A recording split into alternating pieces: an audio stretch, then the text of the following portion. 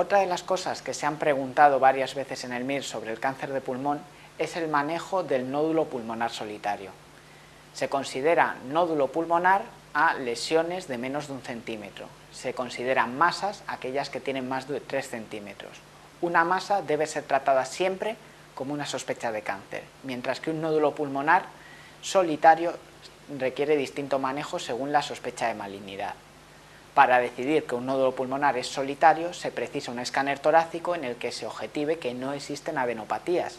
Si hay adenopatías acompañantes, la sospecha también es de carcinoma pulmonar. Entonces, ante un nódulo pulmonar solitario, la primera pregunta que nos debemos hacer es si reúne criterios de benignidad o no. Se dice que un nódulo pulmonar es benigno si reúne simultáneamente 3 criterios. Paciente de menos de 35 años, que además es no fumador y que además tiene criterios radiológicos de benignidad. Se consideran criterios radiológicos de benignidad la ausencia de crecimiento en 2 años o el crecimiento con duplicación del volumen en menos de 3 meses. También se considera criterio de benignidad la presencia de lesiones satélites y también se consideran criterios de benignidad algunas calcificaciones, como por ejemplo la calcificación en palomita de maíz o la calcificación en nido de buey. Un paciente que reúna estos 3 criterios simultáneamente se considera benigno y es tributario de seguimiento radiológico. En cuanto a un paciente le falla uno de los 3 criterios, ya estamos ante una sospecha de malignidad. Ante un nódulo con sospecha de malignidad se nos plantean distintos algoritmos de manejo en función de que mi sospecha sea baja, media o alta. Un paciente de baja sospecha de malignidad, por ejemplo, un paciente no fumador con criterios radiológicos de benignidad pero que tenga 38 años, es candidato a seguimiento radiológico. Un paciente con una sospecha intermedia de malignidad podemos adoptar distintas alternativas. Por un lado, podríamos recurrir a una tomografía de emisión de positrones para valorar si tiene alto riesgo de malignidad o riesgo bajo. Por otro lado, podríamos recurrir directamente a obtener una muestra histológica mediante una videotoracoscopia.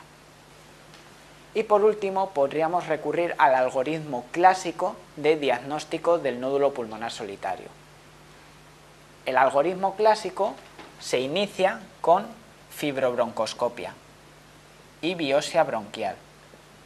Si el material histológico es positivo para malignidad, concluimos el estudio, pero si el material histológico es negativo, estamos obligados a obtener una segunda muestra histológica que se puede conseguir mediante punción transtorácica si el nódulo es periférico o fibrobroncoscopia con biopsia transbronquial si el nódulo es central.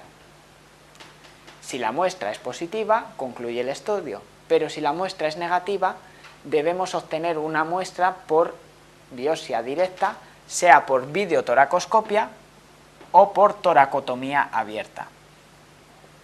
El paciente de nuestro caso clínico, como es fumador y es de edad media, 50 años, puede considerarse como un paciente de riesgo intermedio. Por tanto, será válido tanto la tomografía de emisión de positrones, como dice la opción 3, como la búsqueda de material histológico, como dicen las opciones 1, 2 y 5. Pero no será válido el simple seguimiento radiológico, puesto que ya se trata de una sospecha intermedia de malignidad. Para completar el algoritmo diagnóstico, cuando la sospecha de malignidad es alta, se debe buscar el diagnóstico histológico con la mayor brevedad posible. Por tanto, ante nódulos de alta sospecha de malignidad, la recomendación es comenzar el estudio con videotoracoscopia. La videotoracoscopia también se puede realizar en nódulos de sospecha intermedia con localización periférica, dado que la punción transtorácica tiene mayor tasa de resultados falsos negativos y en cambio la videotoracoscopia consigue mayor rentabilidad diagnóstica, por tanto acortando el tiempo hasta el diagnóstico de una patología potencialmente tumoral.